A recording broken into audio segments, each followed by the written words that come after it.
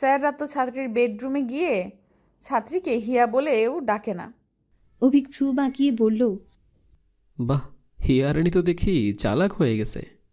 তাহিয়া প্রসঙ্গ পাল্টাল, শুনুন না। বলুন না। তাহিয়া মতো ভঙ্গি করে বলল অভিক। তাহিয়া বলল, আজ মা নয়, আমি বলছি, বাসায় চলুন। তাহিয়া গাল টেনে অভিক বলল, আপাতত প্রেম চলুক। দাম্পত্য জীবন মনকে স্পর্শ করে ফেললে ব্যাপক সমস্যা। তোমাকে এই বাসায় আরও 3 বছর থাকতে হবে, দায় হয়ে যাবে। ঘুরিয়ে পেঁচিয়ে কত কি বলে ফেলল অভিক। তাহিয়া বুঝল শুধু প্রথম কথাটাই। অগ্রহায়ণের সুশান্তের এক প্রভাতের কথা। প্রকৃতিতে আগমনী বার্তা নিয়ে হাজির হয়েছে শীত। বাতাসের সাথে মিশে আছে হিমধারা। কুয়াশা মুঠোয় নিয়ে সকাল নামে, সন্ধ্যা নামে। কুহেলিকার ধূম্রজাল ছিঁড়ে সূর্য নামতে বেলা গড়ায় অনেকখানি।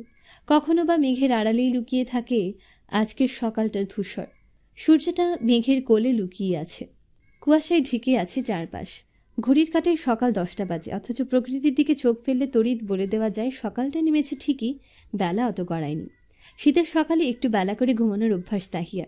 তুলতুলে কম্বলটাকে শরীরে মুড়িয়ে ঘুমের দেশের বিচরণ করার মতো আনন্দদায়ক কাজ তার কাছে দুটো হয় না। সকালে মাহমুদা স্কুলে যাওয়ার আগে ডেকে গিয়েছেন। কলেজে যাওয়ার তাড়া দেওয়ার পর ঘুম ঘুম গলায় তাহিয়া স্পষ্ট জানিয়েছে আজ কলেজ যাবে না, শুধু ঘুমাবে। মাহমুদা তখন বিরক্তিভাবে বললেন, জামাই লেকচারার, বউ ফেলের পর ফেল করছে।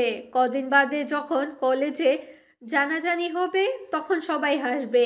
স্যারের বউ ফেল করছে বলে হাসির পাত্র হতে হবে তোকে। অভিকের শিক্ষকতার উপরও প্রশ্ন উঠবে।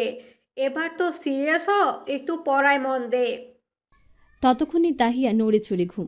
মেয়ের পক্ষ থেকে কোনো আশানুরূপ উত্তর না পেয়ে মাহমুদা হাই হাই করতে করতে চলে গেলেন। দ্বিতীয়বারের মতো তাহিয়া যখন গভীর ঘুমে বিভোর হলো তখন বালিশের পাশে রাখা ফোনটা বিকট শব্দে বেজে উঠল। ভাইব্রেশনে পুরো খাট নড়ে উঠল যেন। ঘুমে ব্যাঘাত ঘটল। চোখ থেকে ঘুম ছুটলেই কপালে বিরক্তির রেখা ফুটে উঠল। চোখের উপর পড়া স্লিপিং মাস্ক না সরিয়ে হাতড়ে ফোন হাতে নিল। আন্দাজে স্ক্রিন টাচ করে কানে দিল। বিরক্তিভরা স্বরে কিছু বলতে যাবে তার আগেই আশপাশ থেকে পুরুষালী কোমল স্বর ভেসে আসলো, শুভ সকাল মিসেস।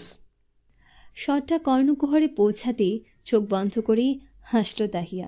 সে হাসির শব্দ হলো না, শুধু আনন্দ প্রকাশ হলো। এমন একটা স্বর শুনে ঘুম ভাঙলে প্রফুল্ল চিত্তে দিন পার করে দেওয়া যায়। কপাল থেকে বিরক্তিকর ভাঁজ সরে গেল। আনন্দরা উকি দিল। আশেপাশের মানুষটা টের পেল না।